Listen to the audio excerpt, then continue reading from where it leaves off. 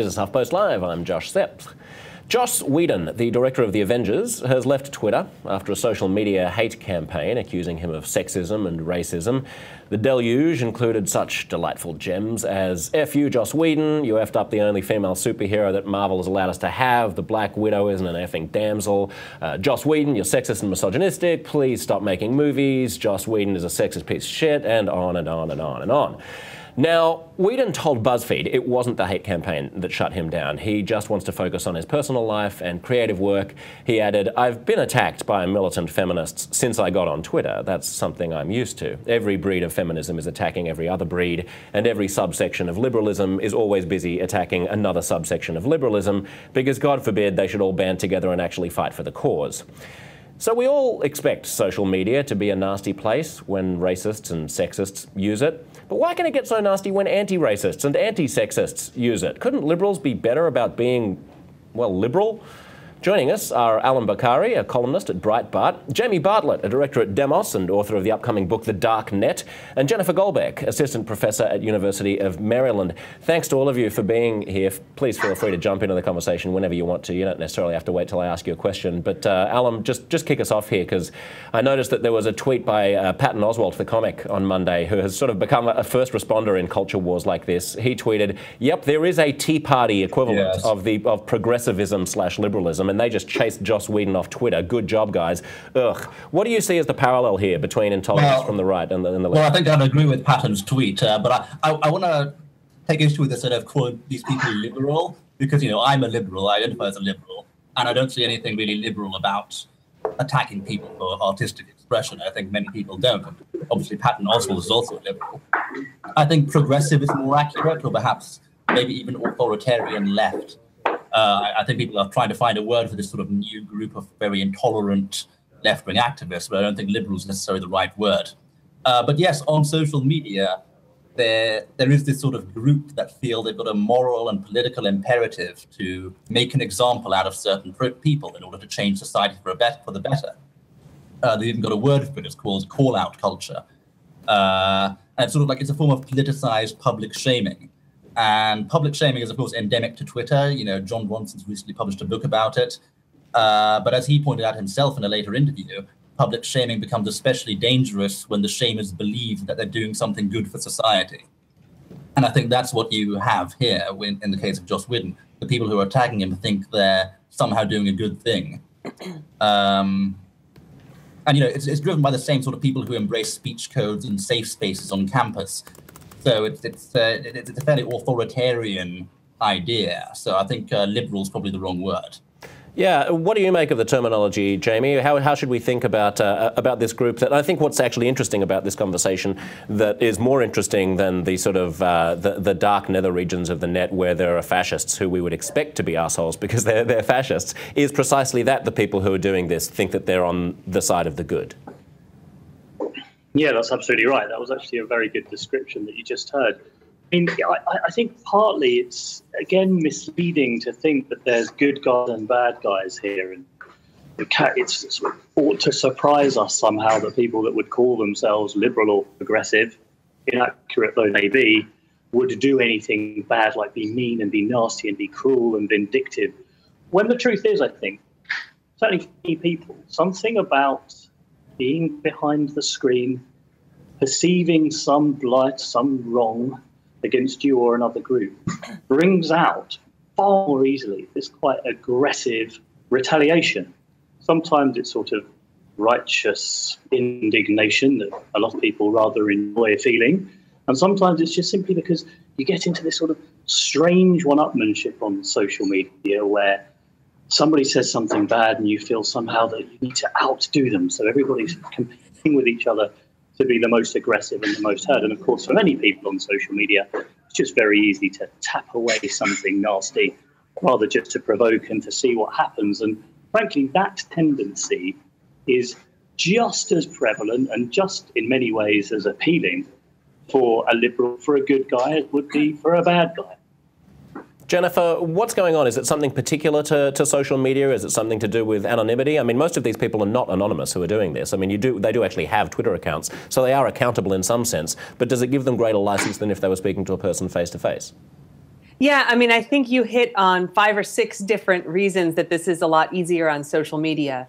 Certainly, there are people who are doing this anonymously. Some of them are doing it in a trolling way where they really just want to upset people or say bad things because that's something that amuses them. But the comments that you showed, and I think a lot of them that showed up in this case, aren't that, right? They're not people trying to entertain themselves by upsetting other people. They're people who are really passionate about the feminist causes, the racial causes that they're involved in. And I think, the other 2 guests have talked about this, that they're passionate about that. They get online and they want to discuss it. But there are these things about doing it on Twitter that kind of change the way we think, especially if you compare it to an in-person interaction. First is that we are kind of behind a screen. And so you're not looking at the person, you don't see their face, you don't see their reaction. And that kind of feedback that you'd have if you were talking one-to-one disappears online. So you don't get the negative reaction that you would have if you went up to Joss Whedon and said something like this to his face. But also, something that I think we don't talk enough about, but that's actually responsible for a lot of the behavior that we think people shouldn't do online, is that we feel like when we're on Twitter, we're talking to a bunch of our friends. Because all the content we see coming at us is content from our friends or people that we've selected we want to hear from, right? So we see it coming at us as people we know and people who agree with us. And so then when we say something, we feel like those are the people we're talking to. Even though we're actually talking to everybody, even though we're targeting that message at Joss Whedon, we really think about it as a message that's going to all those friends that we've picked. And so something that you might say, to a gathering of people in your living room should be different than something you'd say in public. And so it's easy to kind of confuse those contexts on Twitter because of the way that you see stuff. And then there is sort of a sense of anonymity, even if you have a Twitter account that's your real name, because it's a little bit different than you, the person that someone's going to interact with, right? It's this kind of digital representation of yourself. And so it does put a little distance between yourself and that online person who's saying those things. Yeah, it's also a place where you can feel important by being self-righteous about things to a greater extent than you would feel willing to do so if you were just at a bar, right? I mean, you'd sort of be a bit of a tosser, as we say in Australia and Britain, meaning a bit of a wanker, if you were quite as aggressive about your political correctness out in the open world as you can be online. Our viewers comment as they watch this online. I just want to take a look at a couple of comments. A.H. Leach writes, I recently started frequently engaging on Twitter, and after about 2 weeks, I had to chill. All the escalated emotions and endless Twitter feeds, especially concerning Baltimore, literally started to drain me. It's just too much at one time. And Ibrahim S. says, liberalism in general has gone too far. If anything exceeds the perfect little box of political correctness that liberals have in mind, libs today bust out with the pitchforks and torches. Alam, this is kind of what you're talking about the nuance in the term liberal, right? Well, yes, indeed. And I think a lot of, liberal columnists, high-profile liberal like Jonathan Chait, Bill Mayer, Nick Cohen in the UK, religious commentators like Ayaan Hirsi Ali, Sam Harris. These are all sort of liberal people, but they've also noticed this rise in a sort of new political correctness that we're seeing both online and on college campuses. And I think it is partly driven by, a consequence of this social media age where everything's based on reputation. And it's so easy to attack someone's reputation over, any little slight.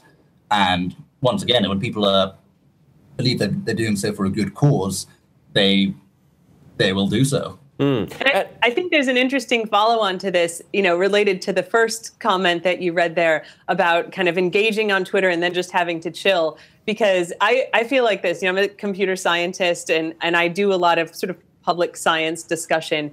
And I'll get people like these anti-vaxxers, right, who come and they start engaging with me on Twitter. And like everything in me wants to respond to them because I'm so passionate about the science. And every time I try it, I just feel terrible because I didn't convince them of anything. And I just got riled up and wasted my time.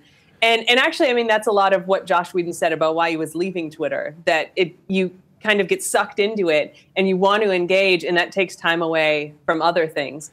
So here we've just got people who are engaging with him who have this kind of passion and really feel the need to engage on these political correctness issues. on one hand, I see where they're coming from. On the other hand, obviously they're not doing it in a very productive or constructive way. I'm glad you raised that, Jennifer. Stand by for 1 second. I'll get you in a sec, Jamie. Because I think it's really instructive to think about Twitter as being performative in a way, right? They're not actually. When you're having a conversation with an anti-vaxxer, the point is not necessarily to convince the anti-vaxxer of the science, because they've already made up their minds. But the anti-vaxxer gets the opportunity to stand on a pedestal which appears to be equal to that of a scientist in your case, or a famous director in the case of Joss Whedon, and have a dialogue which is being seen by potentially thousands or millions of people, depending on how many Twitter followers the person in the position of power has. And I guess it's some way of elevating the discourse and feeling like you're part of a discourse that you otherwise wouldn't be privy to, and maybe that brings out the most obnoxious sides of people. Well, it sort of suggests that you're on par with the person that you're engaging with. Which is part of the beauty of social media. It has a flattening effect. Anyone's voice can be heard, but that has upsides and downsides. Jamie, were you trying to jump in there? Yeah, I think you've hit the nail on the head there with performative, because you mentioned that if you said some of this stuff in person, in a bar, to Joss or anyone else, you'd be a tosser. Well, sometimes it's actually quite good on social media to be a tosser, because if you are a tosser, the more of a tosser you are, the more followers you get, the more activity, the more interactions, the more traffic about what you've said, and essentially attention from other people, which is what a lot of this is when it's so performative. There's quite a decent maxim for this, which is nobody on Facebook is as happy as they pretend, and nobody on Twitter is as angry as yeah. Because there is so much activity on it, so many people tweeting and opinionating constantly to get heard from the din, to get your voice out there. You need to be more aggressive. You need to be more vitriolic, because that's what captures attention in any media, in fact. But it's just turbocharged Twitter and Facebook because there's so much of it out there. Jennifer, I do want to say though, Jennifer first, then I'll come to you, Alan. Well, I wanted to say that this kind of jumps us onto the spectrum of trolling then, right? Where you have people who are kind of being maybe angrier than they are to perform and get this message seen in all of what's on Twitter. And you get that reward from people retweeting and favoriting, or getting blocked by people who you make really upset with your points. And if you start feeding on that kind of negative response, it can get you to the point where you're willing to say stuff just kind of to upset people, because you crave that reward that comes with the attention. And you can slide down to the point of people who intentionally go on, threatening, making really racist or sexist comments intentionally to get the feedback, because it doesn't matter if it's good or bad feedback. Any feedback can kind of reward you in that way. And that's something that we see all over the place on social media. Alan, go for it. Well, yeah, just to come back to what you were saying earlier, Josh, about upsides and downsides. Twitter's under a lot of pressure right now to sort of fix its trolling problem, because there have been so many high-profile incidents like Joss Whedon. I think there's a danger, though, that if they go too far in the opposite direction, making it the question is whether Twitter can really fix its problem without threatening the openness of its platform. Right. I mean, the fact that everyone is so accessible is the great upside of Twitter. It's its selling point, as well as but it's also causing this trolling problem. So every step they take towards making it easier to block people and filter your content is a step away from the openness on which Twitter was founded. Yeah, and I want to yeah, sorry, go ahead. No, go for it. And the other problem is some of the activists on Twitter who would support this sort of public shaming of Joss Whedon, they're also the same people who are saying Twitter needs to do more about safety, needs to do more about harassment when it comes to their own side being attacked. And that's right. I mean, one person's sort of offensive speech is another person's standing up for what's right. So I agree with you that once you start to impose restrictions on what people can say, whose version of what is being restricted is the one that gets accepted? There's not. I mean, is it simply using a swear word, or what if you use a swear word in order to call a neo-Nazi an a-hole? Shouldn't you be able to call a neo-Nazi an a-hole? Indeed, and if Twitter had, really stringent restrictions at the time of the Arab Spring, when people were really getting angry, would you have had that massive uprising that happened, that was facilitated so much by Twitter? The danger in this sort of obsession with social media safety is that safety has become a very politicized word recently, especially on college campuses. And the people who are pushing for more restrictions on speech on Twitter, they often have these sort of huge sort of block lists with tens of thousands of users on it you can sign up to, and it'll automatically block all these people. And they say these block lists are about preventing abuse, preventing trolling. But if you look at who's actually on them, it's people like Richard Dawkins, it's people like Christina Hoff Sommers, it's academics, it's journalists, it's politicians. So safety is once again being used as an excuse to sort of exclude people who activists disagree with. I want to get to Blockbot. Yeah, sorry. Do you want to just jump in there? I just wanted to say, you're hitting on kind of two sides of the issue there. Because on one hand, as an academic who's looking at, ways that we might filter or highlight trolling messages, there's certainly this very concerning gray area of where are you in the free speech, free expression disagreement, and where do you get into things like rape threats and death threats that are really just designed to upset people. So that's one side. On the other hand, these block lists, I think that's a slightly different thing, right? Because I feel like there's no problem with me controlling for myself what I want to see. And that could include blocking a whole political spectrum of people, all different kinds of... Exactly. Well, exactly. The issue is these block lists are marketed as sort of politically neutral, anti-harassment, anti-abuse. Alan, but I don't want to interrupt, but let me interrupt. Which is that not everyone is aware of what these block bots are. But in Britain, it was quite celebrated because there actually ended up being a court case, right, in which people like Brian Cox and Richard Dawkins, as you say, who were widely regarded as public intellectuals, had to defend themselves from basically being put on lists that were pretty much only for misogynists, fascists, and so on. Can you just explain what happened there? Well, right. So there was this program on Twitter called the Blockbot, and it was developed by British tech people.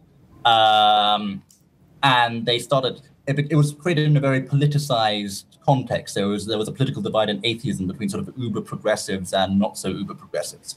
And the uber progressives created this thing called the block list. And one of the things they started doing was, they said this list was entirely about blocking trolls, misogynists, racists. All the really nasty people on the internet. But in the end, they started just blocking people they disagreed with, like Richard Dawkins, like Brian Cox, like Christina Hoff Sommers, a number of other just academics and politicians and journalists who they disagreed with. And they started tagging them with labels, like rape apologist and child abuse apologist. There was even a politician who was tagged with the word whitey. That was used as a sort of one of the reasons they got blocked. So you can sort of see the radical identity politics that lies behind the people who created this. There hasn't actually been a court case yet, but they're certainly under a lot of legal pressure because the problem is this list has been sort of publicized across the internet, and it's potentially quite libelous. So Jennifer, another one of our viewers has just commented online. Darnell E. Writes, there have been some upsides to Twitter activism in regards to raising awareness and fueling conversations. That's absolutely true, no doubt, right? But how do you sort of pass and distinguish between a desire to get some kind of worthwhile cause, some visibility, versus straying into territory where you end up sort of tarnishing the reputation of people who aren't necessarily your ideological bedfellows, but against whom it would be unjust to claim that they are irredeemably fascistic or racist? Yeah, and again, we're treading into this space of having a spectrum, right? Because so I didn't see the Avengers movie this weekend. It's just kind of not my thing. Though, I've read the reports of why people are upset about the way it portrayed that female character. Again, not having seen the movie, I'm sort of sympathetic to some of those arguments, which is not saying that Joss Whedon is not a feminist or that it was misogynistic. But I can see why people would want to come out and say, look, the way you portrayed this character is problematic, and here's why, and I want to express the reason I'm upset with that. And I think there's a huge space of this on social media that's really productive because it brings those sorts of views to people who might not think about it otherwise. But if you take that as the kind of good, productive end of the spectrum and start going, you get a lot of those tweets that you showed at the beginning of the segment where people are saying, Joss Whedon is a misogynistic racist, to Joss Whedon, you need to kill yourself and die, right? So at some point we cross from trying to be productive, trying to get a point across in a way that will inform people, that will advocate for our position, into just being kind of rage tweeting. Right. And so where you draw that line, certainly it's fuzzy, but there is a line there. And I think that's sort of where you can say, look, people are going to be angry, righteously angry about a lot of issues, and we want them to express that in this public forum. It brings awareness to people are angry and just kind of lashing out in an unproductive way. So I don't know. It's not all that useful to say don't be an idiot and don't treat people poorly on Twitter, right? But ultimately, that's what we're saying. It can be fairly useful. I also just I would add, on that point, I actually agree with all of that. I think one of the problems with the media is that whenever there's a huge political controversy on social media, it tends to focus on the nastier side of it, the death threats, the harassment, and so on. And often that leads to the actual debates, the actual issues being derailed, and that they're going to discuss that. I think we've seen that less in the Joss Whedon case, because I've seen a lot of perfectly rational discussion of the activist complaints on places like Gawker Media and BuzzFeed and The Guardian. But we didn't see that at all in GamerGate, which was similar.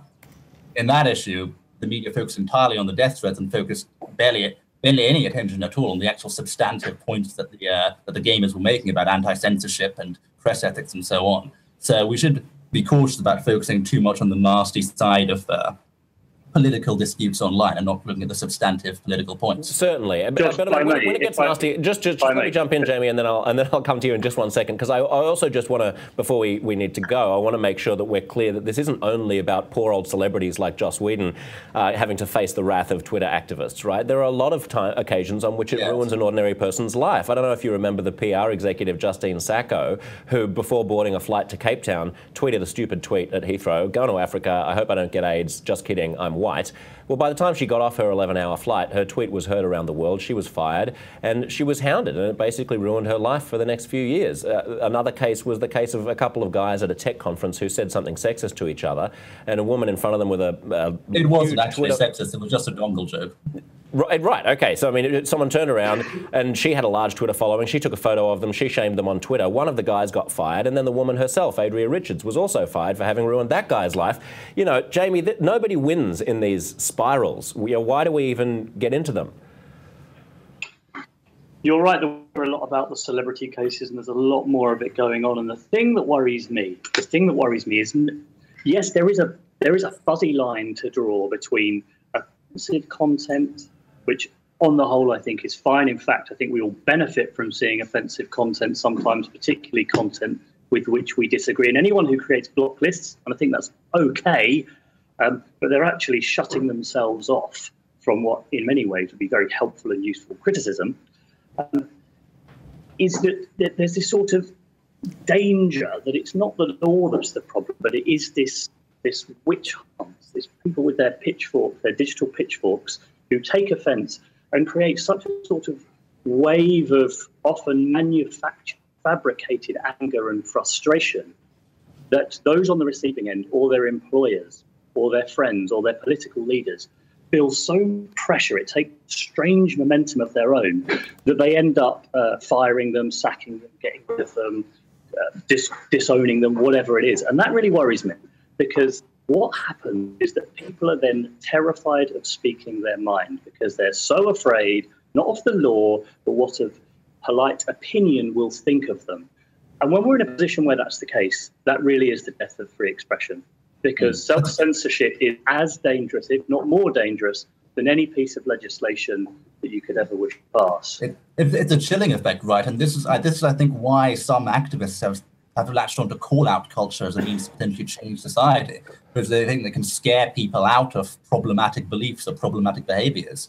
And I suppose they can, in a sense, if they get enough momentum going. Well, in that case, then, it's a question that's deeper than social media, right? I want to take a look at a tweet here by Sarah Benincasa saying, "I'm not famous, and Twitter can knock the breath out of me for good and bad, so I can only imagine how actual famous humans do it." And she gets a response from Matt Baldwin: "There's an ugly strain of social progressives that like to attack others for not being the right kind of progressives." Jennifer, then, is this a bigger question than social media, and should we be focusing more on, I guess, intellectual pluralism and the struggle to not define ourselves through identity politics and through what's right and wrong to say, but through the intellectual honesty that we're able to bring to a conversation? I mean, yeah, but that's a huge question, right, that you just asked me. Like, how can we make society better? I'm not going to say we're going to wave a magic wand and make it happen. I'm just saying it'd be nice to focus on. I think that's right. And, that last tweet that you showed talks about social progressives attacking each other. But, you see the same thing on the right. Not all Republicans were in the Tea Party, and you saw a lot of infighting there. I think you see it anywhere. You can see it in Doctor Who fandom, right? Like, I like the 8th Doctor and I like the 10th Doctor, and they all get mad at each other. Like, people identify themselves with the things that they're really passionate about. And it would be, of course, much better if they didn't do that. But I think to some of the points that we heard before, Twitter is a good way to kind of see those other things, both to become aware of these other perspectives that aren't yours, and to engage with them. And I know, I'm in academia, right? So I'm in this kind of little liberal bubble of people who think about technology. And I'm regularly surprised by the kinds of things I see people say on Twitter, and not necessarily surprised in a bad way, just informed about how my people who aren't in my little universe think about things. So I think that's really good. I think ultimately, as a culture, we're trying to figure out how to deal with social media, because this ability to interact with a huge public and with each other is really new, right? I mean, we're talking like the last 3 or 4 years, it's been big enough that it's been the kind of thing it is now. And we don't know how to forgive people who say stupid things, or how long to hold it against them, or how to gang up on them and call them out, because you do want to call out some bad behavior. So I think really at the core on social media, it's the kind of thing that we're just going to need some more years to figure out. And in general, hopefully we're hitting the low point of this kind of factionalization and hating on anyone who's not like us. And we're going to realize it's not productive and come out of it. But I'm a scientist and I don't have solutions for that. Okay. Jennifer, Alum, Jamie, thanks so much for being part of the conversation. Stay tuned, of course, to plenty more conversations coming up on HuffPost Live. Alona is up next.